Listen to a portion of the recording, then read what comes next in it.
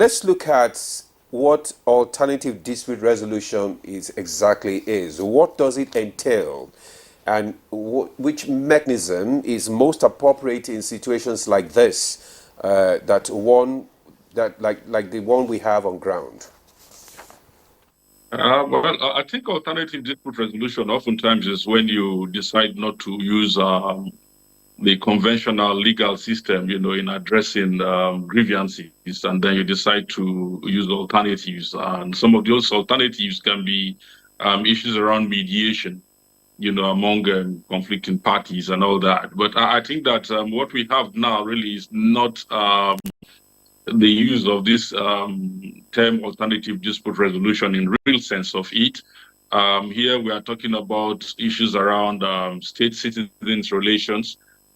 Some segment of the populations, are a bit disenchanted and want to protest over certain issues, other conditions of living and all that. So we'll be talking more about issues around constructive engagement through the use of dialogue, and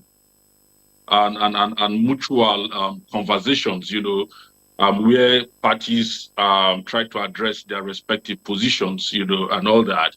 And I think that is where we are. So the point now largely is that I want to speak on the issues of responsible citizenship, as well as the responsibility of government also, to listen. And I think thus far, the government has been listening. And I've, like I mentioned in Voice of Nigeria yesterday, there is a template already that has been established in terms of how we address certain things like this. And I think the negotiations, the mediations, and the dialogue around the minimum wage, presents a very good template, for responsible citizenship, responsible government, to meet at a meeting table, and address grievances and look at means, within which society need to move forward. And the reason why the minimum wage template is a very ample template is the fact that as contentious, as complex as the issues were, both the government on one side and labor on one side were able to reach a common ground. And I think that is what both alternative dispute resolution, even conventional dispute resolution methods also seeks to achieve. But sadly, what we have in this case, we are finding a lot of elements, who are a bit faceless, whose their interests are not clear-cut, so that makes it a bit difficult.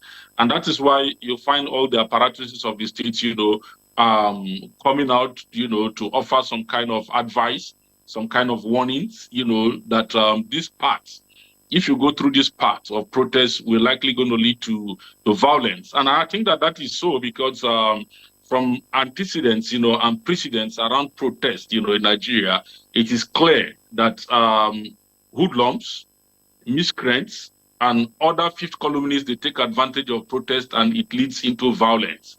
And I would say advisedly too that protesting at this time where illicit arms, light weapons, and small arms and light weapons are proliferated and diffused across our respective society in the hands of illicit users, it is not advised to do protest, because once it is hijacked, it becomes difficult and it becomes more of a security and military matter. So I think what I will advise largely is that protesters must bring their charters of demand. What exactly do they want? And progressive and responsible protesters too must provide the alternatives. That because if you say you don't want this, what exactly do you want? How are you going to get it? Because there is no monopoly of knowledge, and the government have not said they have monopoly of knowledge. So bring your alternative. Let's see what your alternatives are. If your creativity and innovative solutions are better than what is on the ground, society will adopt it, and people will go for it. But if you are protesting without an alternative worldview, without an alternative solution, then that is a bit problematic even for a responsible government to hold on. And that is why I think that there is need for common ground for both the agitators, to come on board. They should come out. Let's see their face. Let's see. We'll see lawyers have written here and there, but let them come out, in an organized form with their charters of demand alongside with government side, and that conversations will be held. And that is going to save us a whole lot of time and energy. The mere fact of protest alone already is making the economy to lose sight. People already are becoming a bit wary, and all that. And I think that is not helping. That is not helping society.